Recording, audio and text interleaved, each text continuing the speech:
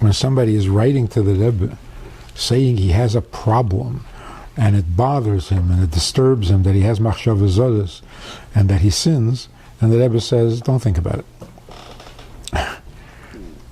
Well, it's a bit of an insult. I'm writing to you about my heavy, serious problems, and you make the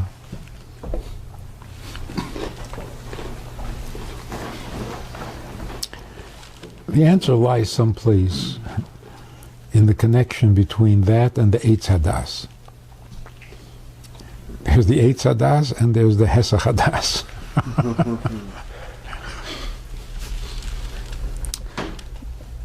The Aveda, the Taiva that leads to Aveda is all Eitz Hadas. Comes from Das. What does it mean that before they ate from the Eitz Hadas, they didn't have a Yetzer Hara, or the Yetzer Hara was not in them? When they ate from the Eitz Hadas, the Yetzer Hara was in them. They discovered, when they ate from the Eitz Hadas, they discovered, they became aware of sin. They were aware of sin before. They knew that they weren't supposed to eat from the Eitz Hadas. What do you mean they weren't aware of sin?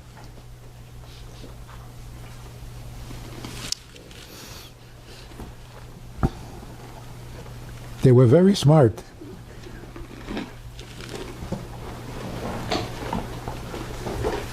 And they knew that there is sin because they were told not to sin. And they knew that if you sin, you get killed. Come on, what didn't they know? Before they ate from the Eitz Hadas, their Chachma and their Bina told them that there's a sin.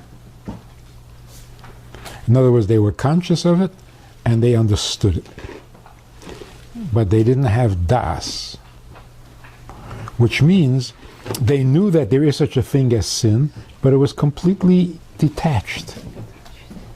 It was like knowing that there's another planet somewhere. It didn't mean anything to them personally. There was no Das. What happened when they ate from the Eitz Hadas, they became related and identified with the Yetzer Hara. Not so much they themselves, but their children. So the Taiva comes from the Eitz Hadas. Knowing that there's a sin, understanding that there's a sin, doesn't produce a Taiva. It's like you hear some people take drugs. Yeah, fine, I know. I even know how it feels fantastic and you get whatever. Can't relate to it. Not my problem. That's how they felt about Avedus, about Yetzer Hara, before they ate from the tree. Once they ate from the tree, it became personal. The feeling like, oh, I need that. That's my thing. That is worse than the act itself.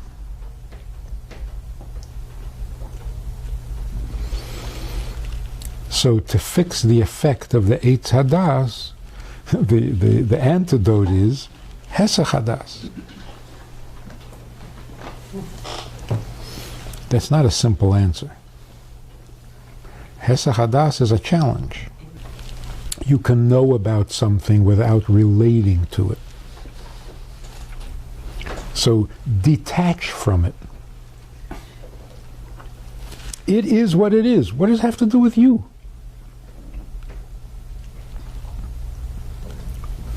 So, like, peel yourself away from it. Yourself, not just your thoughts. There are so many sins that don't appeal to you. You don't feel any need, you don't feel any attraction, and you find out that other people do it, it's like, what's wrong with them? I don't get it.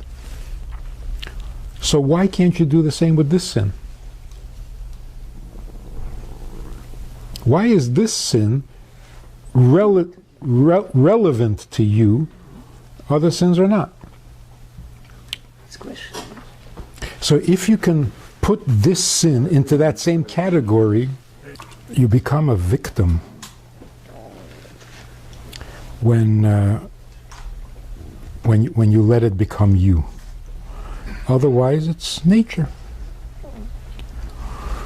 So when Mashiach comes, maybe we won't have the temptation in the first place.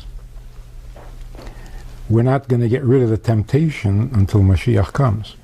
But temptation and behavior are two separate things. So it's a war, but it's a war you can win. If you're not trying to kill the temptation, which is unreasonable. I mean, people who go on diets out of desperation, doctor told them, you eat this one more time, you're going to die. And all of a sudden, they're detached. People who stop smoking cold turkey because they better. People can break old habits and strong temptations, because we're more than our temptation. And I guess the proof of it is we're not equally tempted by every Aveda. So some Avedas seem to be more personal to me, more relevant to me, more necessary for me, and other sins, let somebody else do them. Kind of leave some sins for other people too, you know. It is getting to the core and the source of the problem. The source of the problem is das, more than other sins. Like stealing or lying, that doesn't come from das as much. But intimate problems, sexual problems, that's pure das. Pure das. And once you separate yourself from it,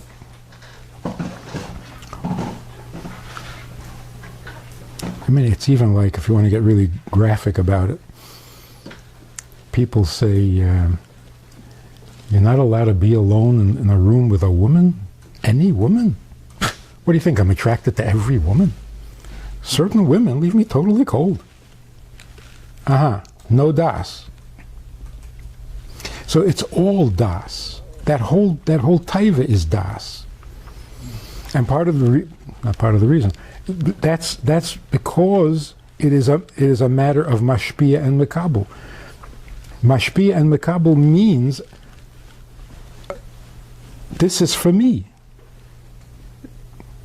Either the mekabel feeling that way towards the mashpia, or the mashpia feeling that way to mekabel. So the whole sexual thing is all about das. And that's why Vayeda Odem es Chava,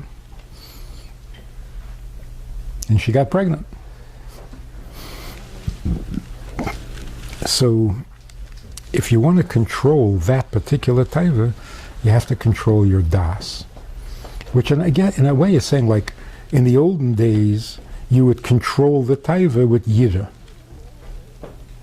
If you're sufficiently frightened by the consequences or by the whatever, that's not getting to the root of the problem. That's just blocking it. That's just containing. If you want to get to the root of the problem, where's your das? Practically, Huh? how's that applied practically? Das. What is a Chassidish Yid who is walking down the street and he sees a really good-looking woman who's not tznius? What is his reaction? This is a completely different topic. Sickening. Sickening. It's unacceptable. It's disgusting. Fair. Let's say he's not that holy.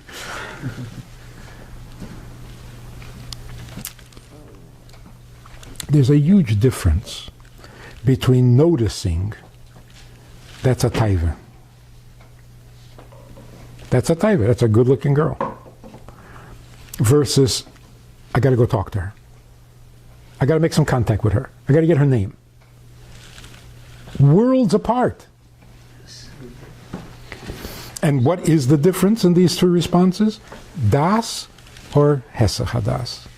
Hesach Hadas means, yeah, she's beautiful. What does it have to do with me?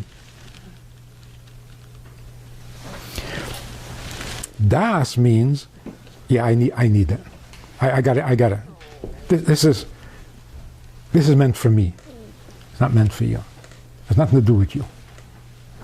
How did you introduce das where it doesn't belong? Perhaps So- you made the taiva into a real thing. Like you previously explained that a taiva is not a real need. It's just a taiva. Yeah. So when a person realizes that it's not really what I need, you know, I could distract myself right away, and it's not going to be a true need. So that, I guess, weakens the das. It's not really what I need.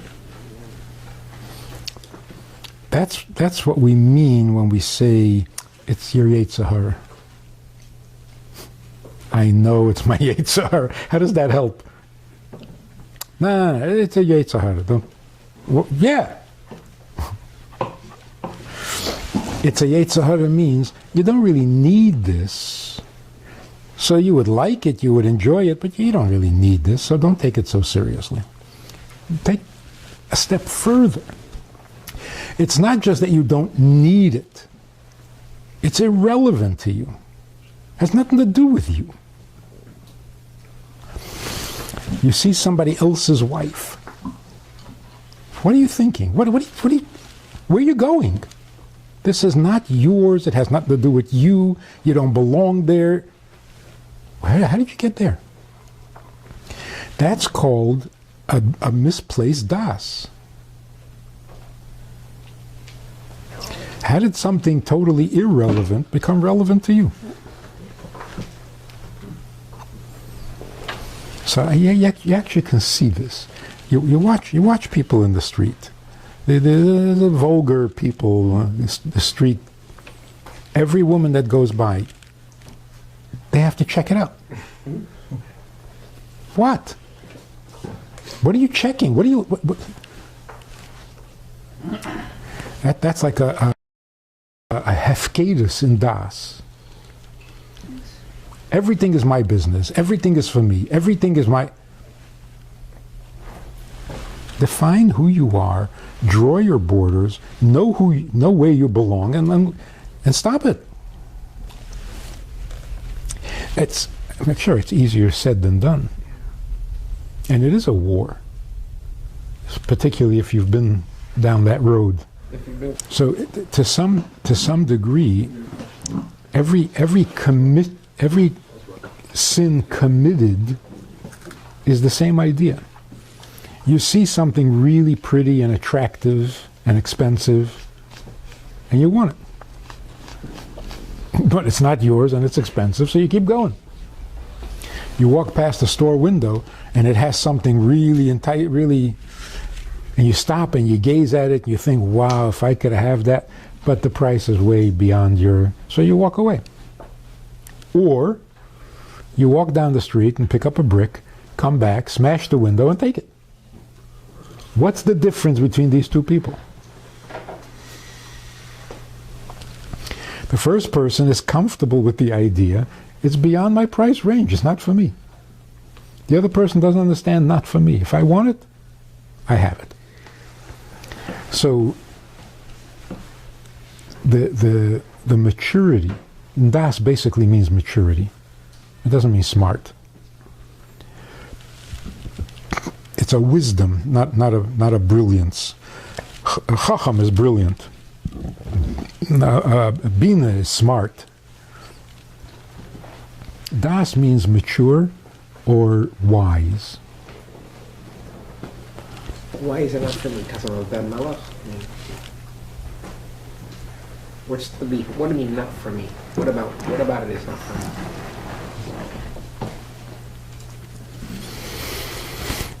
Well, if you want to really get technical about it, you're a mashpia, but this is not your makabel.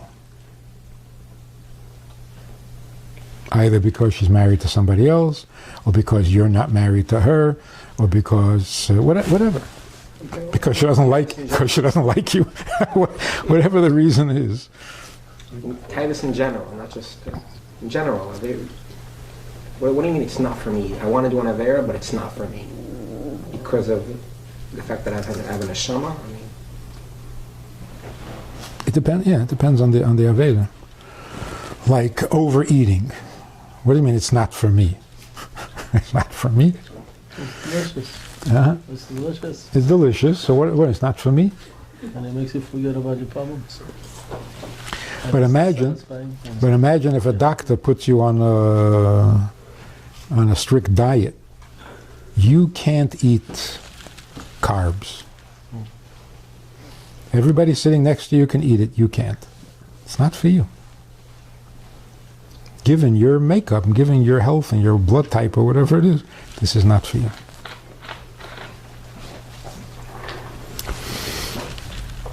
If we can't handle that, the idea that some nice, pleasant, pleasurable things are not for me. If I can't handle that, it means my das is completely out of control. If the guys on the field go into a huddle, the players go into a huddle, and you think they're talking about you, your das is way out of control. There are some people who talk about something other than you, as hard as it is to believe. So if every woman walking down the street is your business, you're out of control. Your das is out of control. How do you control your das? So I remember this very impressive early experience. We're learning Chassidus, Chachma, Bina, Das, that's all words. But one night, I was still in Bedford, and it was a Friday night, and I was hanging around 770, older Bachram, and they were impressive, at least to the younger Bachram in those days. So I'm hanging around. It's late Friday night. They've already eaten, and they're back in 770. And there were three guys, I remember who they were even, they were sitting around the table, and there was a tablecloth. It's upstairs in the small. And they get into a conversation about the value of a product, value of an object. And what determines whether it's expensive, cheap, what happens there? So one guy was explaining the whole international monetary system, the value of gold, the availability of gold, whatever, I don't know. The other guy said it's a matter of supply and demand. The more it's available, the less it is. The less it's available, the more it is. The more expensive it is. A very intelligent conversation. But there was a third bacher sitting there. It's almost like Chachma Bina Das. There was a third bacher sitting there, and he was quiet the whole time. And finally he says, very earnestly, he says, Chavra, listen to me. When they were talking about the tablecloth, what determines the price of a tablecloth? He says, Chavra, listen to me. When you need a tablecloth, it's worth everything. When you don't need a tablecloth, it's not worth anything. In other words, be a bardas. Know what you need, where you belong, and what's not needed, what you don't need, is worthless. It could be the most expensive. To you, it's worthless because you don't need it. That's a bardas. That's a bardas. Without that, we're totally immature. Somebody made once, I don't know if it was a joke or What is the difference between a smart person and a wise person? A smart person can get himself out of any predicament in the world. A wise person doesn't get into predicaments in the first place. Because you know where you belong. And there is nothing stronger, in terms of character strength, there's nothing stronger than das. Know where you belong. That is stronger than fear. It's stronger than love. It's stronger than Netzach and Heid. Das is an anchor. It is this, and it's a rare commodity. A real bardas is hard to find.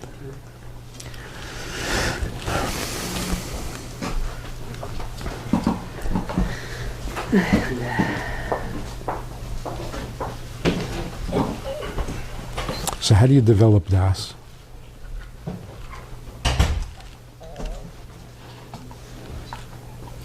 So there are different descriptions in different places in Chassidus. For example, Chachma is different from Bina because Chachma is a nekuda. It's just a flash. It's a bright concept, but it's undeveloped. Das is the opposite extreme. Das is again a nakuda, but this time with all the details wrapped up. So just in the learning process, you discover an idea, and at first it's just a principle. You develop the idea with all of its details, with all of its ramifications, where it applies, where it doesn't apply, what it's good for, what it's not good for. And then sum it up. Sum it up. Get to the point. In the brain, that's maturity. Because if you leave it in Bina, you have so much information that it doesn't go anywhere. In fact, for every svara for yes, there's also a good svara for no. And you're nowhere. When you sum it all up and you bring it to a nakuda, now you've nailed it down. Now you're somewhere, not everywhere. So in the brain, that is a form of drawing your borders and knowing where you are and what you are, or knowing where it is and where it belongs. And then that affects your emotions, that your emotions also behave that way. There's this feeling, there's that feeling, but where do I belong? Sum it all up. Sometimes it's called a bechein. You have all this information. So, if you skip that step, you're not developing your das. You walk away feeling really great because you know all sorts of stuff. Okay. But that doesn't make a mensch out of you. It just adds to the noise and the confusion in your head.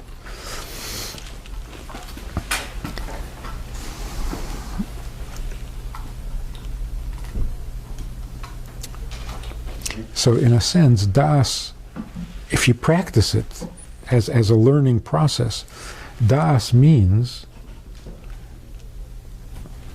of all of that stuff that I now know, that I now understand, what do I care? What am I left with? Therefore what? That creates relevance. That's an attachment. Another way that it's explained is that in Chachma, you're a total stranger to the idea you just discovered. And that's why you're so excited, because this is not you. You just entered into a new world that you... Then as you process it, as you build it, as you develop it, the excitement is gone, because you're taking it apart, you're managing it, but still, it's a subject. Not a foreign subject like in Chachma, but it's a subject. Now you know this subject. You're good at math? You got math. Das means it was absorbed into my system to where it's not a subject anymore. It just is. 2 and 2 equals 4 is not math. It just is. You want to talk math? Oh, now you got to talk abstract E equals MC squared. That's math. But 2 plus 2, that's not math. That's 4. 2 plus 2 is 4, not math. Because that has become such a fixed, permanent condition in your brain. It's no longer a subject. It's you. I'm going to tell you this. This guy became frum without chassidus, and he was very proud that he was learning a lot and so on. And he tells me one day that he said the Dvar Torah at the table. What was his Dvar Torah? That everything happens by divine. Everything is. I don't know, but he bought it from a pasuk, from a whatever. He says, "How do you like my Dvar Torah?" I said, "That's not a Dvar Torah. That's not Dvar. Water runs downhill. It's a Dvar Torah. The Eibishter runs the world. It's a Dvar Torah. A Dvar Torah is a kash on the Rambam or something." In other words, das means it's not you and a subject. It's just you. You've merged with it, so that it's not a subject anymore. Now, if you merge with the wrong thing, if you merge inappropriately, that's called bad das. Kalas hadas. The kale das. They get attached to things that shouldn't be attached to.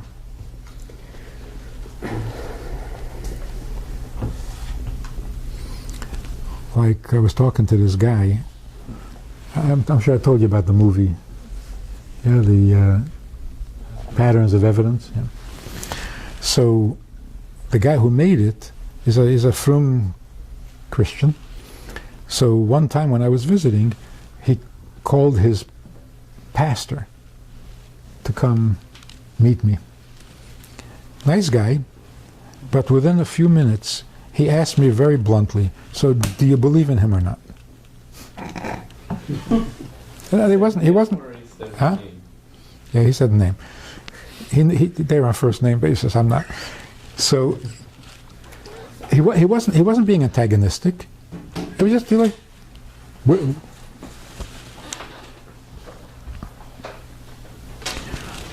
So I said, I really don't know much about Christianity, but I'm not looking for a God who will serve me and take care of me. I'm looking for a God that I can serve. End of subject. There's no place to go after that. So the question is, let's say that he was whatever he was. What does that have to do with me? Whatever. I'm looking for to serve an Eibishter. This guy can save me. I'm not agreeing, disagreeing. I'm just not interested. It's not. And then the question is, but those who do follow him, believe in him, and worship him, why? What's that to do with you? Anyway, so the point is, Avodah Zarah is a form of reckless das. How'd you get attached to that? And that's all the time we make fun of Avodah Zarah. They're Maisa Yidei Adam. You make it, then you worship it, It really never helps anyway. It can't. So the question is not why do you bow to it. The question is, what is it to you? How did it become relevant to you?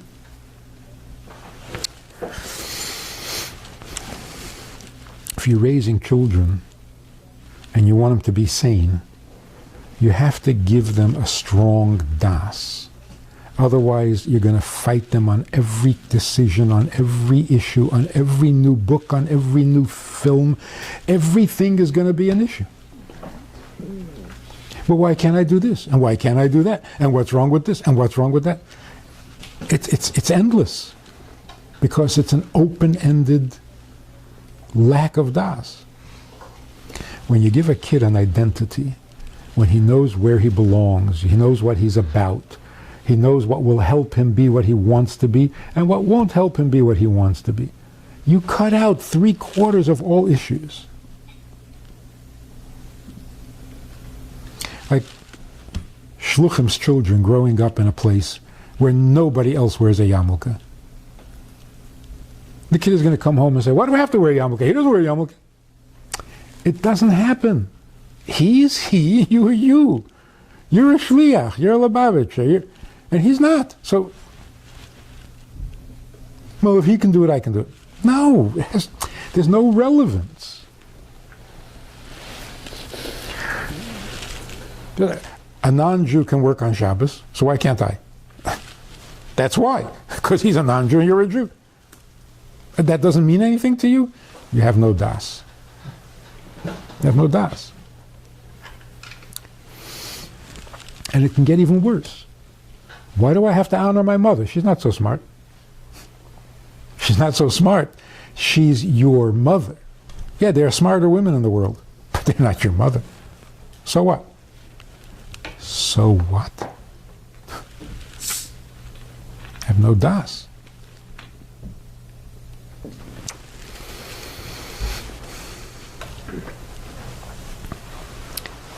A guy cheats on his wife. What are you doing? Well, I love her, but she's not your wife. That doesn't mean anything. Okay, so you have no das.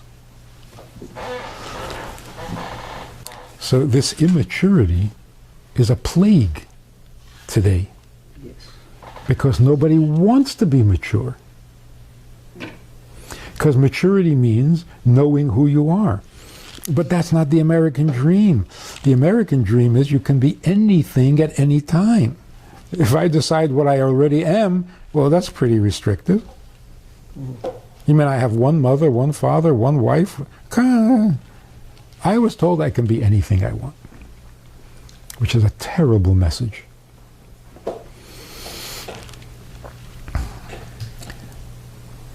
So, helping a child develop a sense of das. A kid comes and says, "Why can't I?" You say, "You tell me. Don't be a chacham. Be a bardas." But if you give a smart answer to every question, you're cultivating the wrong thing. It's the smart people who do the most damage. You want your child to be wise, not smart. You want him to be the tam, not the chacham. And tam doesn't mean fool or dunce. Tam means wise.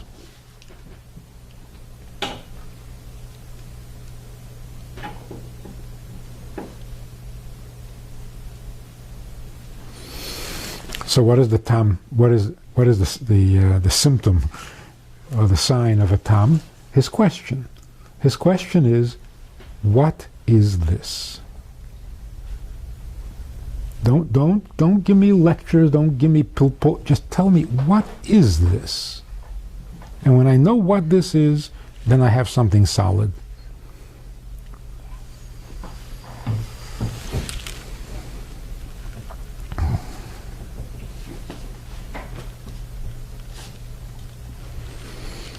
when I started learning Chassidus with Rabbi Yael, it was a new experience for all of us because we never learned anything before. So we were learning a mimer, and we had to chazir the mimer. So we broke into twos, and we were chaziring the mimer. And if you had a question, you went over to the Biel to ask him. So in the mimer it said that this is the pnimius of this. Like, Ava is the pnimius of chesed. Or something, I'm not sure, that wasn't that. And I don't understand, how is this the pnimius of this? How are they even related? So I went over to Rabbi Yael, first time, and I said, Rabbi Yael, how is this the pnimius of this?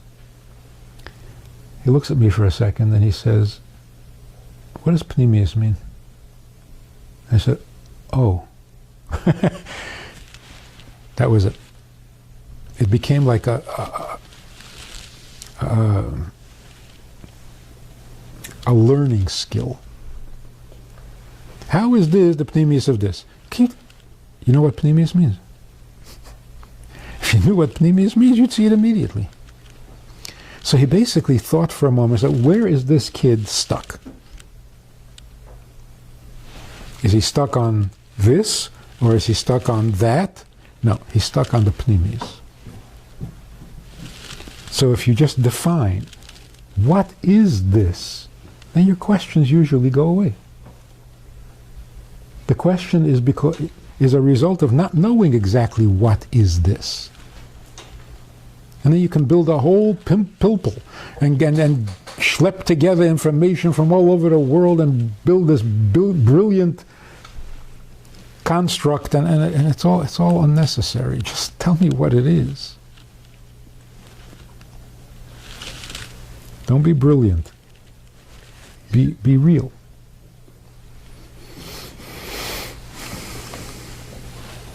If we could do that, we would save ourselves a lot of grief.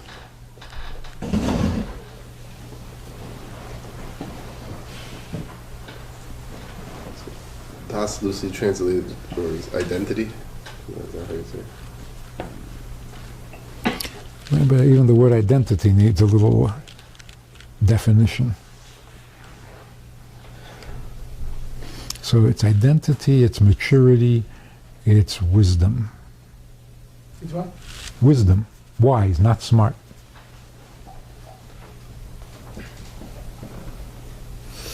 So it's like when the Tilas Yadayim, you have to have water in a cup. If you wash from a cup, you accomplish what Natilas Yadayim. But if you stick your hand into the ocean, it's not good enough. So like, wait a minute. The ocean is much more water than from the cup. So if I stick my hand in the ocean, doesn't work. But if I pour some water from a cup, it does work. Why is that? So at least you have a little. Huh? At least you have something in the cup. Whereas the water, you can't hold it all. Can't hold it. Water is chachma. If you want to improve your character, which is your hands, if you want to improve your hands with your mind, chachma is not going to work. Chachma will confuse your emotions, will create chaos in your emotions. It's not a good thing. Chachma should stay away from the emotions. And you see, brilliant people are emotionally misfits. They have no emotional IQ. So what you do, when you have water contained in a cup, that's das. It's not running water. It's contained. It's settled. It's wise. That water can have a positive effect on your emotions.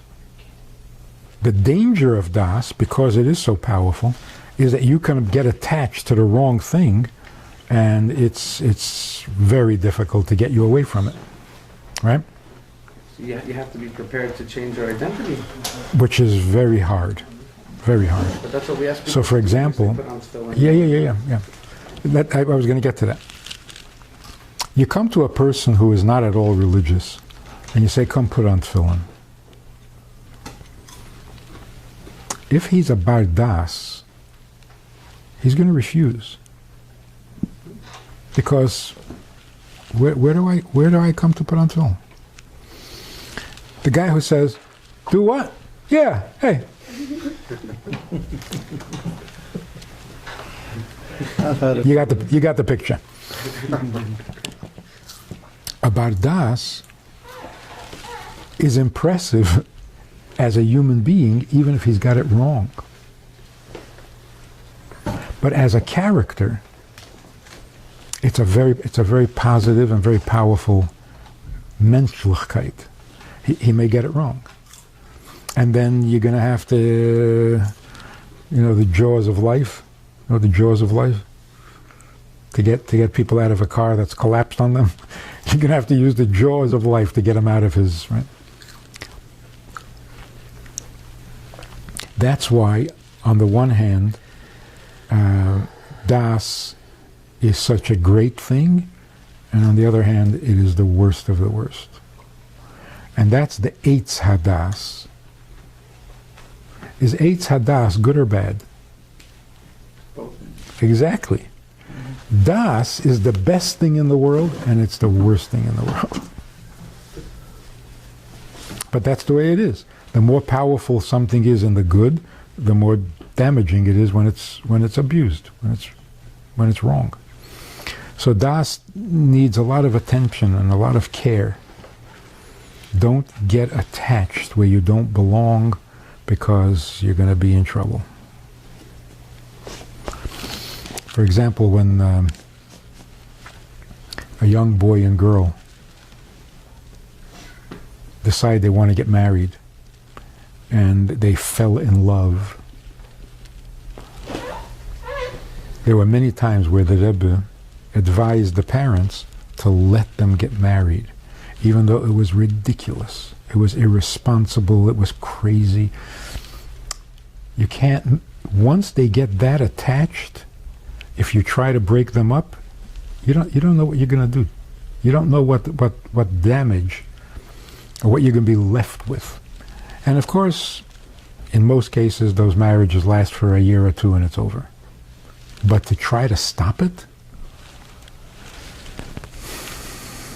I remember once somebody wrote to the Rebbe that the kids haven't finished high school yet, and they decided to get married. And they wrote to the Rebbe, the parents wrote to the Rebbe, and the Rebbe said, leave it alone. So they wrote back saying, can we at least tell them that they have to wait till they finish high school? And the Rebbe said, Chas v'shalom. Chas v'shalom. If you try to break them up, you're playing with fire. You know the Romeo and Juliet syndrome. Don't mess with this. It's too far gone. They were so attached. They were so das is the best thing and das is the worst thing. That's Eitz Hadas, Teiv Ra. What's Teiv and Ra? Das.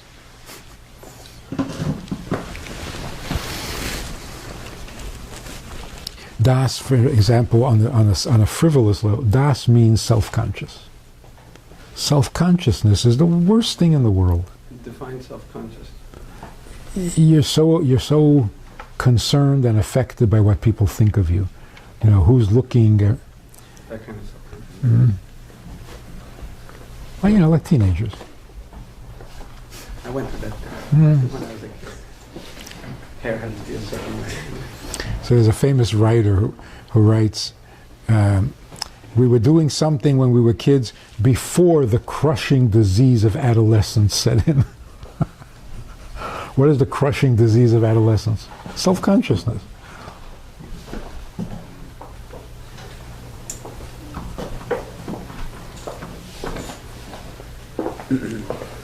Is it also the best thing in the world? Das is.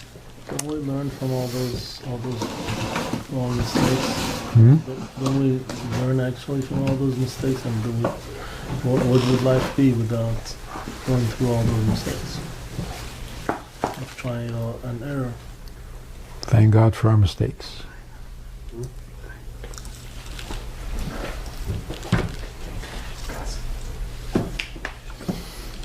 I think in some way or to some degree, Das is actually the definition of sanity. Because insane people are very smart. They're brilliant. They have Chokhmah, they have Bina. Without Das, you're just not.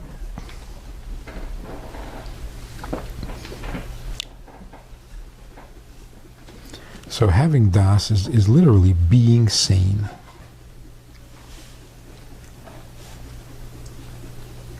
In the full sense of the word.